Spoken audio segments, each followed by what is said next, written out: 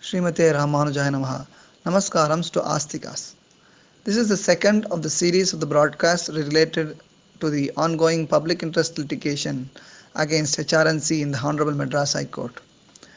In the last broadcast, we raised questions that are in the mind of many regarding the reasons for the suo motu public interest litigation. Questions like why the Commissioner HR&CE tendered an unconditional apology in the court, what happened in the guise of renovation in temples which are several centuries old, what is UNESCO and what they have to do with Hindu temples in Tamil Nadu, why the Honorable Chief Justice was critical of HR&CE and came down heavily on them, and even went to the extent to abrogate HR&CE itself. We covered a tiny bit on the damages caused by this department in general in the name of renovation in many temples. Today let us see if we can get some answers for the other questions. After the suo motu case was initiated by the Madras High Court, a few other devotees filed PILs for many other temples. One such temple is Sri Naganatha Swami temple near Kumbakonam. The speciality of this temple is that the entire Ramayana was carved out in a stone panel of the size 6 inch by 4 inch, which runs throughout the walls of the temple. This was sandblasted by the department in the name of renovation, and the sculptures are lost forever. Sri Ranganatha Swami temple Srirangam was also going under severe attack by this department, where wholesale changes to various structures of this temple were made. Many deities in this temple were relocated to another place. Almost all the wooden doors were replaced and lost, and even they went to the extent to modify the celestial body of the main deity Sri Ranganatha Swami, also fondly called as Periya Perumal by the devotees of this temple, and made whole changes into this divine body. Another devotee filed a PIL for this temple, which was admitted and tagged on to the suo motu PIL. In the month of November 2015, it was brought to the attention of the Honorable High Court the complete demolition of 3 more temples: Sri Marudakaliamman temple located in Tummanguruchi, Namakkal district, Sri Mariamman temple located at Veerapanchatram, Erode, and Sri Periyanagiyamman temple in Kangayam, Tirupur. All these temples were more than 500 years old. They were completely demolished with nothing left in it. Yet another temple called Rasa Swami temple located in Vellore in Erode district was earmarked for demolition by the department. For some strange reasons, this temple was not demolished, and luckily it was saved by the Madras High Court, and it still stands today. This temple is 700 years old. Of the 3 temples mentioned above, the Marudakaliamman temple was demolished based on a report from a consultant archaeologist appointed by a GO of the government of Tamil Nadu. As you all know, the role of an archaeologist is to visit a site, do study, and provide suggestions on how to conserve the site or the building. However, our friend went on to write in the report that this temple is the reason for all the bad omen that the village is suffering from, and suggested that the temple be demolished and reconstructed in a different style. Yes, you heard me right. He gave a report to demolish this temple. The consultant archaeologist did mention in the report that the temple needs to be demolished and reconstructed in a different style if the villagers were to come out of their bad omen that they are facing.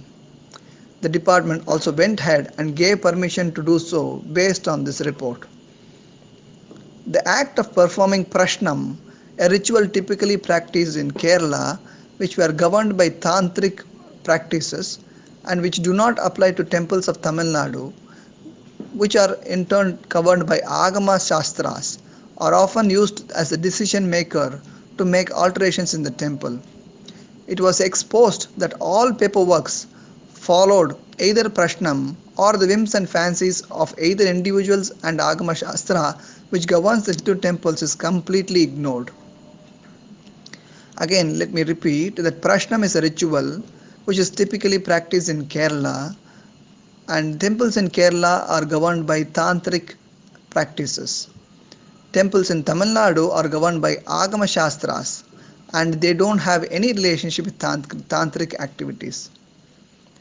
In fact, it is prevented in Agama Shastras to conduct tantric practices like Prashnam.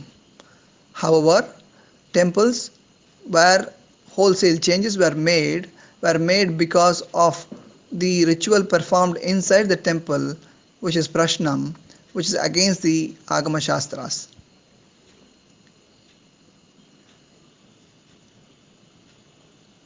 It was also presented to the court that many modifications that were made are directly violative of Agama Shastras.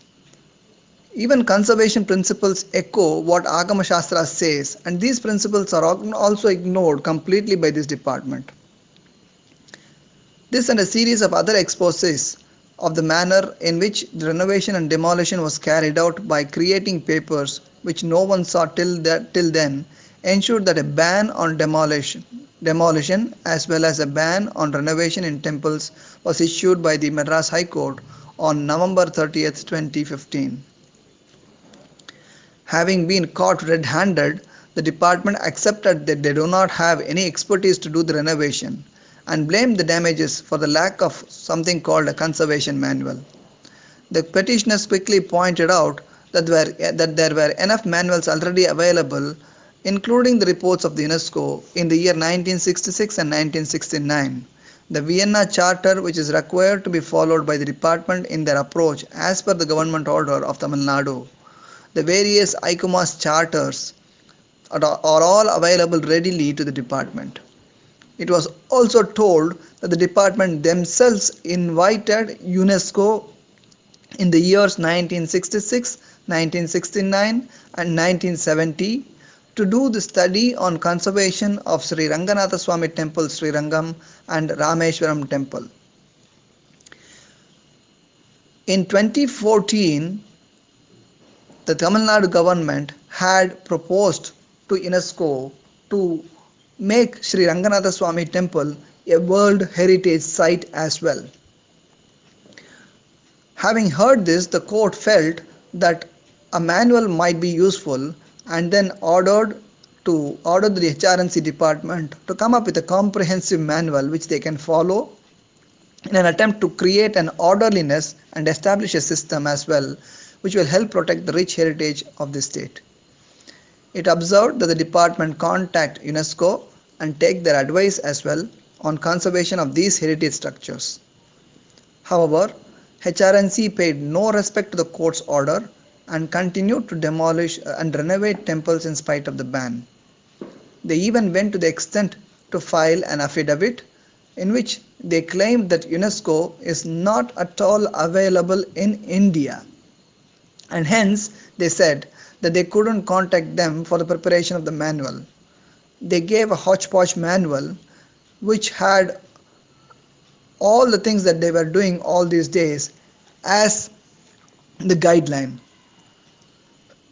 In tomorrow's broadcast, we will see more about what HR&CE did and how they were caught red-handed with regards to their false affidavit about UNESCO as well as the various contempt of court orders that they have committed.